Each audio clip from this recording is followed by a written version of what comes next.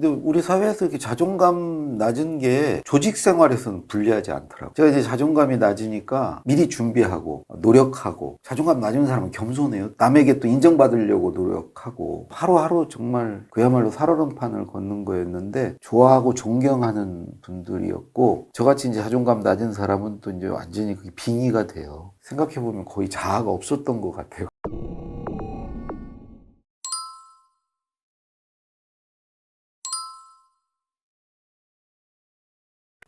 저도 힘들어요. 이게 병행해야 되거든요. 연재는 연재대로 세 군데나 지금 연재하고 있고, 또 책 쓰고 있고, 방송하고, 또 강의하고.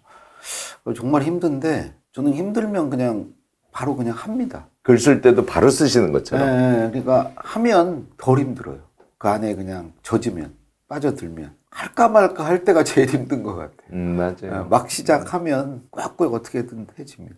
평상시에 이제 삶을 지금 강 작가님처럼 편안하고 또 사랑을 주면서 사시면 이제 그 일을 시작하면 자기의 힘도 안에서 다시 나오고 또 우연히 주변의 힘이 같이 작용을 해서 우리가 하고자 하는 것을 조금씩 이렇게 이루어갈 수 있게 해주지 않을까. 뭐 그런 부분을 강 작가님의 삶을 통해서 잘 보여주셨다고 생각합니다. 초등학교 2학년 때 어머님이 돌아가셔서 초등학교 2학년 전까지는 어머님이 초등학교 선생님 하시고 초등 장학사를 하다가 이제 30대 돌아가셨는데, 그 전까지는 굉장히 명랑하고 그랬다가 그 이후로 좀 우울했고, 또 초등학교 때 전학을 2번이나 다녔고, 그렇게 크면서 내성적이고 소심하고 자존감도 낮고 뭐 이렇게 컸던 것 같고요. 근데 우리 사회에서 이렇게 자존감 낮은 게 조직 생활에서는 불리하지 않더라고요. 제가 이제 자존감이 낮으니까 아무래도 늘 이렇게 미리 준비하고, 나를 못 믿으니까 노력하고, 자존감 낮은 사람은 겸손해요. 또 남에게 또 인정받으려고 노력하고, 그런 게 직장 생활에는 잘 맞았던 것 같아요. 그래서 직장 생활 원만하게 했던 것 같습니다. 재수는 하셨죠? 저는 뭐 재수뿐만이 아니라 고등학교도 떨어졌고 대학교도 떨어졌고 제가 안 떨어진 거는 회사 대리시험 말고는 다 뭐 한 번씩 다 떨어졌던 것 같습니다. 그래도 공부는 어릴 때 잘 하셨던 것 같아요. 그러니까 서울대학에 가셨죠. 사실 뭐 제가 영상에서 대학을 밝히지 않습니다. 이런 주의이긴 합니다. 그런데 조금 더 임팩트 있게 그 강 작가님을 좀 여러분들께 소개하고 싶어서 대학 얘기를 했습니다. 양해 부탁드리겠습니다. 그거는 뭐 공부를 잘 했다기보다 요령이 좀 있었던 것 같아요. 시험 보기 전에 모의고사를 혼자 앉아서 한 50회분을 혼자 봤습니다. 2달 반 동안. 그랬더니 시험을 보러 갔는데, 우리 교수님 때는 본고사가 있었지 우리 때는 없었거든요. 학력고사라는 거였는데 모의고사 본 걸 또 보는 것 같은 거예요. 언젠가 한번 봤는데 이거 기시감이 들면서 이거 답이 보이는 거예요. 그래서 얼떨결에 그냥 시험을 잘 봤죠. 국어가 1교시였는데 50문제였는데 저 하나도 안 틀렸습니다. 여러분들 제가 이제 진행하는 입장에서 자꾸 상기를 시켜드리는데요. 강홍 작가님의 이 미소를 그냥 그대로 받아들이시면 안 돼요. 그러니까 공부의 요령이 확실히 있으셨던 거죠. 그러니까 전체적인 내용 파악을 해두신 상태에서 문제를 통해서 명확하게 패턴 같은 걸 아마 잡으셨을 거고, 그게 이제 패턴, 시험의 유형. 결과로 네. 나왔겠죠. 아니, 딱 어떤 문제는 사회 같은 과목은 이게 문제를 보면 사지를 딱 보면 사지선다형에서 이 유형은 답이 딱 요거. 왜냐면 50회 이상을 봤기 때문에 직전에 생각해보면 그때는 교과서에서 다 냈거든요. 100% 교과서에서 냈습니다. 그러니까 아마 출제자가 어떻게 할 도리가 없었을 거예요. 기존 그 모의고사 문제에서 벗어날 수가 없었을 겁니다. 여러분들 지금 이 얘기 들으면서 이윤규 변호사 얘기하는 그러니까 기출문제를 집중적으로 공부하도록 지금 그런 조언을 하지 않습니까? 그리고 걔를 패턴 공부법이라고. 아, 그래요? 이 변호사가 이미 사실은 우리가 다 그런 경험들을 갖고 있는데요. 맞아요. 전 시간에 우리 교수님이 물어보신 거, 이렇게 들쑥날쑥한 다양한 경험들을 이렇게 모아서 어떻게 책을 쓸 수 있었냐. 그것도 역시 거기에 어떤 공통점과 차이점 이런 것들을 정리를 해서 그런 것도 가능하지 않았는가. 유형화해서. 서로 차이점을 가지고 이렇게 유형화할 수 있지 않습니까? 이제 그런 게 결국 직장 생활 하는데도 주요했던 것 같습니다. 계속 이렇게 재수 없는 소리를 계속 하게 되는데 그거는 뭐 사실이라 사실은 공부를 잘한 사람이 사회생활을 잘한다는 절대 보장도 없고 그렇죠. 그렇지도 않은 네. 것 같은데 방금 말씀하신 이제 그런 부분에서는 공부가 보탬이 되지 않았나. 직장 생활에서도 되게 일이라는 게 그런 거였던 것 같습니다. 우리 여러분들도 기억하시겠습니다만 키시미치로가 쓴 그 미움받을 용기 안에 보면 키시미치로 자신에 대한 이야기가 나와요. 근데 사실 놀라운 표현인데 지금 강 작가님 얘기랑 완전히 일맥상통하는 얘기죠. 무슨 얘기냐면 내가 키시미치로가 정말 왜소합니다. 그냥 보통 왜소한 게 아니라 엄청 왜소해요. 근데 그것에 대해서 어떻게 표현하냐면 내가 몸이 작기 때문에 다른 사람이 나를 볼 때 위협감을 느끼거나 위압감을 느끼지 않는다는 거예요. 편안하게 자기에게 다가올 수 있는 너무너무나 큰 장점을 갖고 있다고 스스로 해석을 했다는 거죠. 지금 강 작가님은 그거하고는 정말 비교가 안 되는데 우울하고 힘들고 뭐 그렇게 명석한 것 같지도 않고 그런 자각을 했음에도 불구하고 한국사에서 일반적으로 얘기하는 기준에서 보면 성공을 하셨단 말이죠. 그리고 지금 말씀은 그런 품성이 회사 생활을 할 때도 굉장히 큰 도움이 됐다. 이렇게 지금 말씀을 하신 거예요. 그리고 오늘 봬도 막 뭐랄까 잘난 척하고 막 이렇게 번쩍번쩍 빛나고 이런 분이 아니라 완전히 동네 아저씨 같은 분위기를 우리에게 보여주지 않습니까? 이 안에 꽉 찬 실력과 꽉 찬 사랑이 있어요. 그래서 그런 것을 우리가 배우는 게 참 중요하다고 저는 느꼈습니다. 대학 졸업하고 사실은 기자가 막연한 이제 꿈 같은 거였는데 4학년 때 결혼을 했어요. 그래서 그때 이제 사실은 졸업하고 이제 기자 시험 준비도 좀 하고 해야 되는데 그러니까 엄청난 연애를 하셨네요. 1학년 때 만나서 이제 저는 외할머니 손에서 컸는데 29에는 결혼을 이제 하면 안 된다. 아홉수가 있어서 할머니 이게 철칙이에요. 근데 제가 그때 28이었거든요. 그러니까 이제 내년에 넌 하면 안 된다. 내 후년에 하면 되지 않냐. 근데 아내가 또 9수예요. 저보다 1살 아래예요. 그래서 이제 할 수 없이 대학교 4학년 때 했는데 결혼을 하려니까 처가 쪽에서 아니 그래도 뭔가 적을 둬야지 기자를 적을 두지는 못하잖아요. 그래서 이제 회사에 일단 취업을 했고요. 되게 이제 일찌감치 취업이 결정되니까 결혼은 11월 달에 했고요. 그래서 이제 증권회사에 들어갔는데 거기 눌러 앉은 거죠. 우리 글쓰기의 국민 선생님 강원국 작가님이 외교학과를 나오셔서 그러니까 서울대 외교학과라는 거는 정치학과 외교학과가 거의 같은 학과예요. 그러니까 학문을 하거나 아니면 정치를 하거나 이런 분들이 많으신데 증권회사 직원이셨어요. 증권회사 홍보실에 갔어요. 사실은 거기도 이제 신문 좀 보다가 기자 시험 보려고 갔는데 첫 번째 맡겨진 임무가 하여튼 대우증권 20년사 책자 제작 업무였어요. 그래서 그 집필자 심부름하는 역할을 처음에 저한테 맡겨서 그 일을 하다가 이제 집필자가 다른 책을 베껴서 준다는 걸 제가 이제 알게 돼서 회사에 보고를 했더니 그거 이제 계약 파기하고 오라고 그래서 하고 네가 쓰라고 그래가지고 그때 이제 코가 낀 거죠. 그래서 이제 그 책을 몇 달간 이제 막 하면서 기자 시험 준비는 물 건너 갔고요. 그 길로 이제 거기 주저앉아서 내리 7년간 홍보실에 뭐 사보 사내방송 그다음에 보도자료 사장님 연설문 그런 거 이제 글 쓰다가 김우중 회장을 모시는 조직에 이제 가서 당시 정경련 회장이던 김우중 회장 연설문을 쓰게 됐고요. 그거 한 2년 가까이 하다가 이제 김대중 대통령 연설 쓰는 행정관으로. 되게 온화하고 편안하고 이렇게 하시지만 그 안에 들어가 있는 알찬 내용 때문에 사실 회사에서도 회사 오너가 직결되는 그런 일들을 하기가 수월치 않은데 어쨌든 느낌이 제가 확 와요. 그리고 결국은 이제 청와대까지 발탁이 돼서 가셨고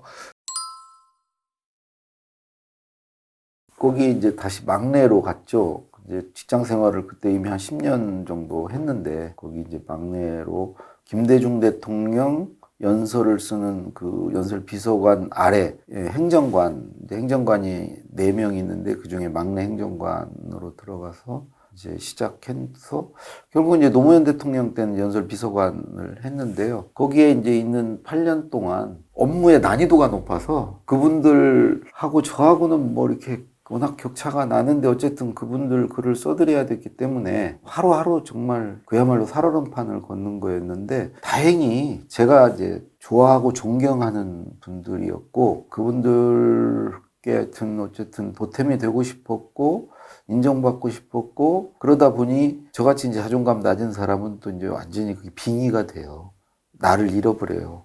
내가 없어지면서 자연스럽게 이제 그분이 돼서 그분과 같이 생각하고 그분이 느끼는 심정을 이렇게 같이 느낄 수 있게 돼요. 생각해보면 거의 자아가 없었던 것 같아요. 그래서 그 힘으로 그나마 이렇게 그분들 글을 쓸 수 있었던 것 같아요. 예를 들자면 김대중 대통령이 이렇게 한마디를 하면은 그 인공지능 같이 그 뒤를 이어서 제가 이렇게 말할 수 있었어요. 그 예상이 가능했어요. 왜 그러냐면 늘 그분 말을 듣고 그분 머릿속에 들어가서 생각하고 이제 그렇게 살다 보니까 예상이 가능한 거죠. 이 다음에 어떤 얘기를 할지 또 그 힘으로 쓰는 것이고요. 그게 없으면 못 쓰죠. 지금 말씀 중에도 이제 그런 내용이 있는데요. 다음에 관계학을 쓴다고 그러시니까 제가 하면서 엄청 또 벌써 기대가 되는데요. 지금 말씀은 이제 빙의한다고 말씀을 해주셨는데 그때는 이제 업무 때문에 빙의를 하는 거고요. 사실 우리가 관계를 맺는다고 하는 것은 다른 사람이 우리 안에 들어올 수 있는 이 자리를 자기 마음속에 내주는 거지 않습니까? 그러니까 그것이 이제 극단화되면 대통령이 빙의돼서 대통령처럼 생각하고 그러니까 연설문도 쓸 수 있고 이제 이렇게 됐다는 말씀이신데 결국은 앞에 말씀하신 자존감이 낮다는 표현 이거는 사실을 말씀하신 것이기도 하고 잘못 들으면 약간 오해하실 수도 있는데요. 그러니까 자존감이 낮다는 건 보통 부정적인데 내가 나를 내려놓는 자존감이 낮다는 표현이시라면 그 안에 다른 사람을 품을 수 있는 공간이 넓어지는 거잖아요. 그래서 지금 강 작가님의 여러 표현을 제가 들으면서 계속해서 반복을 하고 있습니다. 우리가 강 작가님이 대통령을 마음속에 자리를 내어드리고 이제 공감하고 그게 이제 환대의 핵심인데요. 그걸 할 수 있듯이 아 그래요? 처음 듣는 해석이네요. 아 그렇습니까? 네. 이거 우리 김연경 씨의 네. 사람 장소 환대라는 책에 아주 잘 그거였구나. 데리다 철학을 기반으로 쓴 책인데요. 어쨌든 오늘 저는 강 작가님 뵈면서 그런 몸소 실천하는 정말 실전 인물을 보는 것 같아서 너무 기분이 좋고 기쁘고 합니다. 저희가 그런 것도 많이 배워가야 될 것 같고요. 사실 저는 글쓰기와 말하기에 기반이 되는 우리의 내용을 채워가는 것은 타인과 공감하고 그가 내 안에 들어왔던 경험들 그것이 인풋되면서 결국은 우리의 내용이 쌓여가는 것이라고 봐서 대통령 비서실에서의 경험도 그래서 그 모두가 강 작가님의 컨텐츠가 됐다 이렇게 저는 해석을 했습니다. 거기 나와서 그 다른 이제 그룹 두 군데 오너 회장을 모셨는데 빙의가 잘 안 되더라고요. 너무 큰 빙의를 하셨으니 이거는 원래 쉽지가 그래서 않습니다. 실패했어요. 다 잘리고 나오고 그랬습니다. 그래도 충분히 쉴 수 있는 그런 시간은 됐을 것 같아요. 그러다가 이제 출판사에 가게 됐고요. 네. 그게 이제 글쓰기 하시는 계기가 또 됐고. 그래서 이제 책을 쓰게 됐고요. 인생은 하여튼 뭐 계획대로 뭐 흘러가지 않고 계획도 없었고 그렇게 되더라고요. 그래도 지금이 제일 푸근한 상태 아니실까요? 강 작가님 어떻습니까? 제일 최고할 뭐 때. 행복하죠. 특히 이제 저는 이제 소심해서 그래서 뭐 큰 사고는 또 안 치기도 했지만 그렇게 늘 전전긍긍하는 직장 생활이 힘들었어요. 지금 되게 이제 편하게 말씀해 주신 것도 제가 이제 자기개발 영역에서 뭐 이런 이야기를 할 때 수행성이라는 용어를 쓰는데요. 그러니까 꿈이 신기루처럼 저 멀리 있는 것 이게 이제 소위 잘못 해석한 플라토니즘 같은 거거든요. 자기와 상관없는 어떤 이데아의 세계를 그려버리는 것. 근데 오늘 쭉 얘기 들은 강 작가님의 일생의 이야기는 자기에게 주어지는 것이 너무너무 성실하게 자기가 맞아 떨어지고 그 다음에 세계를 열어주고 또 열어주고 해서 현재의 행복한 이제 작가로서의 강국을 만들어줬다는 설명이셔요. 저희가 우리의 인생의 미래를 그려볼 때도 정말 교훈이 되는 그런 실천을 하셨고 말씀을 오늘 주셨습니다. 아, 그게 저는 그냥 발등에 떨어진 불고기 지금 제가 자꾸 해석을 해드리고 이 고비만 넘기자 요때만 지내보자 어떻게 해요. 늘 그런 마음으로 살았거든요. 지금 엄청 꽃피시는 거죠. 이제 길을 찾으셨기 때문에. 그러니까 저는 이게 아내랑 일찌감치 만나서 86년에 처음 만나서 이제 89년에 결혼을 했는데 아내랑 늘 이렇게 제가 비교가 돼요. 저는 늘 현재에 살아요. 그리고 늘 미래를 걱정해요. 불안하고. 근데 아내는 미래에 살아요. 그래가지고 늘 계획을 해요. 그리고 즐거운 계획을 해요. 빨리 그날이 오기를 막 기다리며 살아요. 근데 저는 막 그날이 오는 게 두렵고. 근데 결과적으로 이렇게 한 40년 가까이 살아보니까 아내같이 사는 방법이 맞는 것 같아. 행복한. 나는 늘 힘들었는데 아내는 늘 즐거웠던 것 같아요. 그게 또 저 같은 스타일이 또 과거를 그렇게 후회해요. 근데 아내는 과거를 돌아보지 않아요. 늘 이렇게 눈이 미래에 가 있고 요즘에도 뭐 제주도 갈 막 꿈에 부풀어가지고 계속 그 계획 짜고 이렇게 살아요. 저는 그런 적이 한 번도 없어요. 근데 이제 그것도 막상 당하면 그때 이제 저는 이제 오히려 제주도 아마 가게 되면 그때 이제 책 쓰는 거 그때 이제 어떻게 짬을 내서 그 시간을 쓸까 이러면서 또 시간을 보낼 거예요. 그런 점이 좀 많이 차이가 있는 건데 그 현재 이렇게 집착하는 게 그게 수행성 같은 너무 좋은 그런 거예요. 제가 계속 해석합니다. 말씀은 이렇게 하셔도 그러니까 결국은 흐름처럼 이렇게 오는 거지 않습니까? 그래서 현재를 정확하게 자기가 인식하고 현재 자기에게 주어진 어떤 기회들 그 성실하긴 해요. 그런 것들의 어떤 것을 또 선택하셔서 인생의 방향이 이제 이렇게 가는 거거든요. 근데 아까 말씀드린 대로 그냥 과거를 잊어버리고 미래만 사는 사람들은 현재와 상관없는 어떤 꿈을 꾸고 사는 거지 않습니까? 아내가 그렇게 살아요. 제가 뒷받침을 해주니까요. 아내는 늘 잘 되겠지예요. 근데 막상 되면은 못해요. 잘 안 돼. 근데 뭐 어쩔 수 없지 그래요. 아니 이 정도도 하는 게 어디야 막 이러면서 또 지나가요. 그러니까 돈 대고 하는 건 다 지금 강 작가님이 하시는 거 아니에요? 그러니까 아내는 못해도 돼요. 네, 못해도 상관없어요. 그거 뭐 그런 거 관련이 없으니까. 뭐 이것도 기왕에 제가 요번에 방송하면서 엄청 해석을 해대니까 하면 지금 가정이니까 그 가정에서 강 작가님의 수행성과 사모님의 수행성이 잘 맞아떨어져서 이제 돈을 대고 하는 거는 현실이니까 그 현실의 뒷받침과 꿈이 만나서 그게 그냥 신기루의 미래가 아니라 현재에 발을 딛고 있는 그런 미래가 되는 뭐 그런 조합이라고 제가 해석을 하면 어떨까 아내 싶고요. 덕분에 집안 공기가 그렇게 탁하진 않아요. 아내는 늘 즐겁거든요. 네. 나는 늘 이렇게 막 늘 불안한 상태예요. 강박 상태고 아 오늘 이거 해야 되는데 막 못하면 어떡하지 막 이런 건데 아내는 맨날 룰루랄라 막 이러니까 그나마 좀 숨 쉴 공간이 있는 것 같아요. 나를 들키면 안 된다. 나의 이 수준을 탄로나면 안 된다. 그러니까 이게 탄로나는 게 이런 거죠. 대통령께 글을 보여드렸는데 뭐야 이거? 응? 이것밖에 안 돼? 이걸 다 얘기했는데 왜 이렇게 됐어? 뭐 이런 소리를 이제 안 듣는 거죠. 늘 안 들키려고 노력했고 사람들 보는 데서 막 열심히 하면 그렇게 하고도 그 정도밖에 안 돼? 이렇게 그럴까봐 오히려 이제 안 보는 데서 숨어서 이렇게 할 정도로. 근데 그게 나를 늘 이렇게 좀 포장하고 이렇게 사는 게 사실 정말 힘들었어요. 근데 지금은 그렇게 살 필요는 크게 없어요. 왜 그러냐면 그때는 내 정말 목줄을 쥐고 있는 사람이 늘 있었거든요. 그래서 그분들한테 이렇게 잘 보이려고 했는데 지금은 뭐 그런 사람이 이제 다수가 됐어요. 이 사람한테 찍혀도 저 사람한테 만회하면 되고, 독자가. 그렇죠. 네.